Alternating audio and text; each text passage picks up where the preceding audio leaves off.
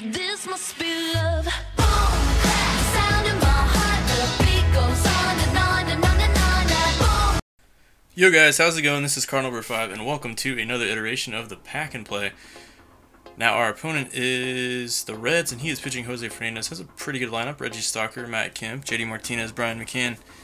And we are pitching Madison Bumgarner. So pretty good matchup. You got Bumgarner versus Jose Fernandez. Should be a good pitcher's duel, right? I don't know. You guys might want to stick around and see. This is one of the most crazy games I've played in the Pack and Play series thus yet. Possibly the craziest. So we have Bumgarner on the hill. We start off the game. He pretty much lines out to left field. And then he hits another liner. So I'm already thinking to myself, great. Bumgarner's due for another bad game. And this guy's a pretty good hitter. He gets that to barely go through up the middle. So he's got 2 on, 1 out in the first inning. And it's not looking good for Bumgarner. I throw another pitch middle in. Just out of the reach of Correa. It could have been a double play, but he's going to go and take the lead 1-0. Still got Bumgarner going though, and I get him to fly out to center. Basically my whole goal for Bumgarner was to have him avoid the short porch in right field and hope that he hits it to my fielders, because Bumgarner just could not really fool this guy. So we finally get 2 down, and then we do jam him. And this guy, he's a really good hitter, and I think he's a sub. So if you're a sub, man, really good game. You're a really good hitter.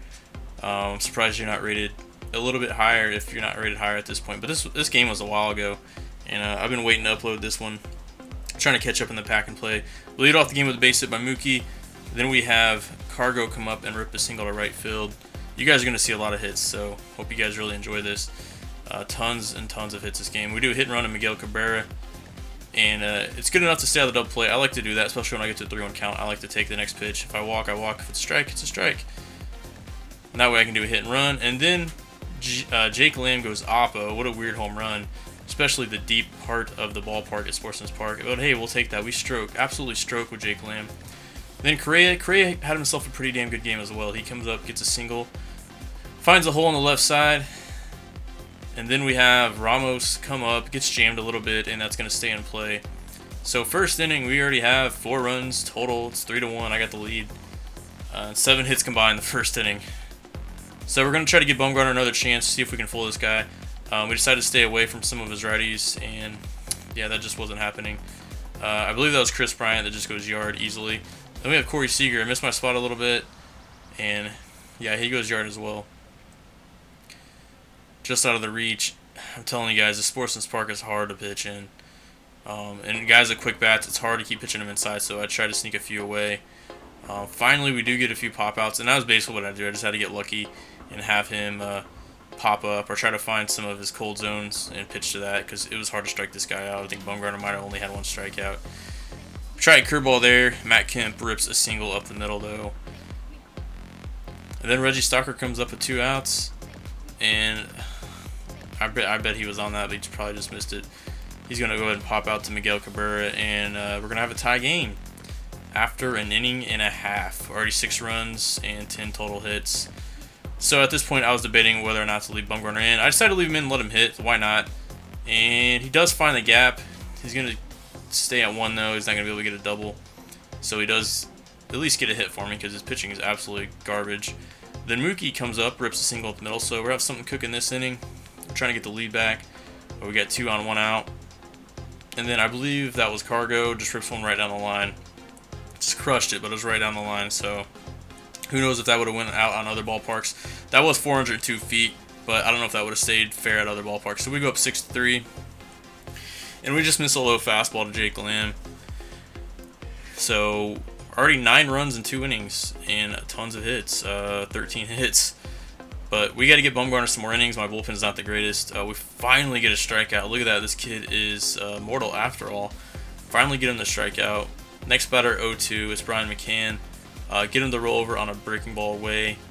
And the good thing about my opponent was, I mean, he was really good at changing his approach and swing timing. So sometimes I wouldn't know whether or not to challenge him or go with a breaking ball. He really did a good job keeping me off balance as a pitcher, trying to pitch to him. Moving on, in the bottom of the 3rd, we got 2 outs. Finally, looks like we're going to have a scoreless inning. None of us scored in that inning. So it's going to be 6-3 moving on into the 4th. I still got Bumgarner out there trying to eat up innings. We got 1 down in the 4th, And then Corey Seager, lefty on lefty crime, hits another bomb at Sportsman Park. I don't even think it's because of Sportsman's Park. Well, that was hit 390, so that probably would have went out at most ballparks anyways. It just feels like the park helps you. Like, I don't know, the ceiling just kind of, it's on the field a little bit more, and it feels like it just eats up some home runs a little bit easier. It's kind of, I don't know, it's kind of weird. It definitely is a hitter's ballpark, especially for left-handed hitters. But moving on, we finally get him to slow down a little bit, jam him a few times, and at this point it's 6-4. So still a pretty good game, 6-4. And it's time to start going to the bullpen. He brings in Andrew Miller. I go ahead and go with Ben Zobrist, 3-1 count. Take that slider down and in. Go ahead and get a base runner. Bumgarner comes up. I decided I had enough of Bumgarner, and we go ahead and go to Marcelo Ozuna, since we are facing a lefty. And he hits a pretty hard hit ball to shortstop, but it's a tailor-made double play. And big out by my opponent. Big double play. Pretty much ruined any chance I had of scoring this inning until Mookie Betts hits a ball in the right field. That's another thing I do. I try to play to this park's short porch and right, so I will try to go oppo a lot with my righties. And Mookie just crushed that one. And then McCutchen, I believe I brought him in the game because I noticed he had a lot of lefties in the bullpen. And I went ahead and brought McCutchen in. And now it's time for us to go to the bullpen. We go ahead and go to Darren O'Day. We got a 7-4 lead. He has Matt Kemp in. We're going to go ahead and test him with sinker middle in. Hits it out. I could not sneak anything by this guy. I'm telling you, like, there was so many home runs hit. It was such a crazy game, and I didn't think it would ever end. We could not get each other out. We get a 1-2 count on Stalker though. Throw a slider, and hey, we get him out in front a little bit. Darren O'Day's slider, and we get ourselves a strikeout. The next batter, I don't know who this is batting. I think it might be Bronner Goldschmidt. I don't know, but we get a slider. He's out in front. We hung it, but we got lucky. He was out in front there, and then Brian McCann comes up. You know, we might just get out of this inning. Only 1 run, no harm. Nope, Brian McCann hits a bomb, and that one probably, I don't know if that would have went out at other ballparks. Let's see what the distance on that one. 356. Probably wouldn't have went out at a lot of ballparks because it wasn't right down the line. So Sportsman's Park ate that one up. 7-5 though, or 7-6, excuse me. We go ahead and go to our, in my opinion, our most trustworthy reliever, and that is Jake Diekman. Start him off with a slider away. Or no, we get a 1-1 count, start him on a slider away. He lays off. And then we get him swinging and missing on the slider on the next pitch. So we do get a strikeout there. In the next inning, Miguel Cabrera hits one up and away into the left center gap, and he's going to get a double out of that. And he's still pitching Andrew Miller at this point. I decided to leave Jake Lamb in because I usually hit pretty well lefty on lefty, and he does rip a single up the middle. So we got first and third. Something cooking in this inning. No outs. We're only up 1 run, so we need to get some insurance runs. Correa comes up clutch again. Gets a little grounder that does sneak through. Could have been a double play if I hit it just to the left or just to the right. But we do get another RBI and another run. 8-6 now. And we have 2 on. 1 out for Ramos, and he hits into another double play. So if you're going to score a lot of runs, you're also going to strand a lot of runners. It's just part of it. So I'm just happy I'm up at this point because this guy is just killing the ball. Jake Diekman, yeah, hits another bomb off him. That was Chris Bryant. This guy was an amazing hitter.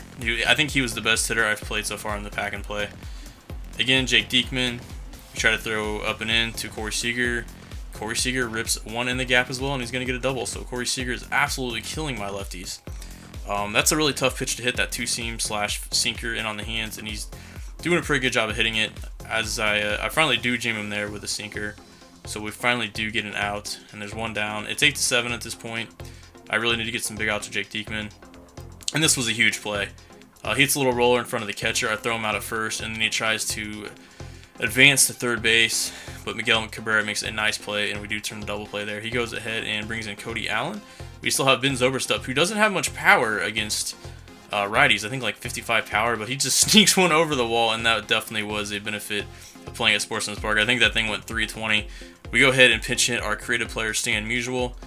Cody Allen throws a low fastball, and Stan just rips that. Hey, he's used to playing here. He knows what to do with that. So 2 more home runs. We get a little bit of an insurance, a little bit of a breather. We go up 10-7. Then Mookie comes up and says, "Hey, I want to play too." Hits another bomb in the right center. So Mookie finally started to come around for me this game, and we're up 11-7. Then McCutchen comes up, and he rips a single up the middle. I mean, everybody was hitting this game. Even the pitchers were hitting. It's how crazy it was. But this game is not over yet. He goes ahead and brings in Zach Britton, who I know is a tough matchup for me. But we have nobody on. We have McCutcheon on first. And then Miguel Cabrera rips one up the middle. Just sneaks through the second baseman's glove there. And we get 2 on. And then I think he walked the next guy. We got bases loaded for Correa, who does hit into a double play here. But we do score another run. So we go up 12-7. And then Charlie Blackmon comes up. And Britton eats him up with a slider. So we do have a 5-run lead. 28 total hits so far. 19 total runs. And we still got Jake Diekman pitching. Get him to roll over there. And I'm just thankful that there's only 7 outs left at this point. And we get him looking there at a fastball up and in. I think we actually had Drew Smiley pitching at this point, who did a really good job. He came out of the bullpen and did a fantastic job. And look at my opponent, man. Not only could he hit, he was making some fine plays out there defensively. Nice play by him. And then Zobrist hits another cheapie just over the wall, and that was left. He hit one left-handed and one right-handed. But we have Drew Smiley in at this point. He, like I said, he did a fantastic job. Even though he doesn't throw very hard, he's got a very slow changeup and slider, and he came in and did a great job as we do jam Chris Bryant there, and it's going to be a pop-up to center field. And we only have 3 more outs to go to get out of this game, thankfully, because my opponent, like I said, crazy good hitter. I don't know if you guys ever played this guy or if you're a sub. Ryan G, I think is his PSN. He definitely could hit. And then we have 2 outs. We got Rosenthal in. And this is going to be the game right there. So we sneak away with a victory in the pack and play. Mookie Betts, player of the game, 4 for 5, 2 bombs. You honestly could have went to a lot of people. 20 total runs, 29 total hits, and a shit ton of base runners. My opponent was 1899, and we move up to 1861. A well-deserved win for our squad because that was definitely a tough matchup. And our post-game reward, we're going to go ahead and pick up Vince Velasquez. So a nice little pickup. Probably won't use him though because we're going to stick to our lefties. Anyways, guys, thanks for watching. Hope you're enjoying the Pack and Play series. This is Cardinal Bird 5 signing out. Peace.